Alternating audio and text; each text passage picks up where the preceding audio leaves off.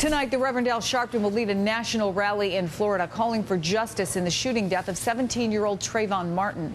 A neighborhood watch volunteer shot Martin last month as he walked through a gated community. Big aspect of this story, we've been talking about it, the so-called stand your ground law.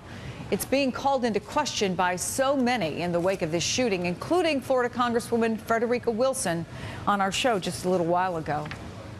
That particular law needs to be tweaked. It needs to be changed. It needs to be investigated. And that council would be a great place to begin to look at it.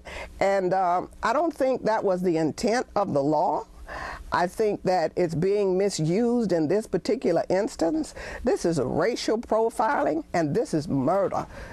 Well, sadly, Trayvon Martin's case is not unique. Florida is not the first controversial stand your ground law, and it wasn't the last.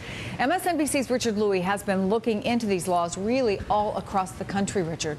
Chris, you know, the Castle Doctrine says you have the right to defend your home with force. Stand your ground laws take that right outside the home. Now, the controversial laws broadly say this: if you are not undertaking unlawful activity, you can use force to defend yourself from death or bodily harm. You don't have to retreat if being threatened, and you can use up to deadly force to protect yourself. Now, the law favored by the NRA is spreading across the country. 24 states have similar ones to Florida, says the legal community against violence. Take a look at this. 7 states have limited stand your ground laws, allowing deadly force to defend yourself, but only in certain locations outside the home.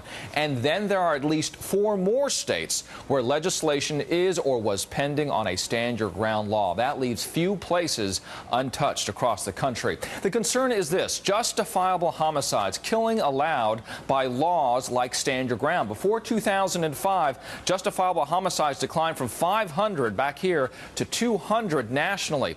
Now, after 2005, they increased, a jump of 40%. Now, that's across the United States. It was also a period when stand your ground laws increased. All right, back to Florida. The St. Petersburg Times researched 93 cases involving stand your ground in that state. More than 2/3 of those cases involved death.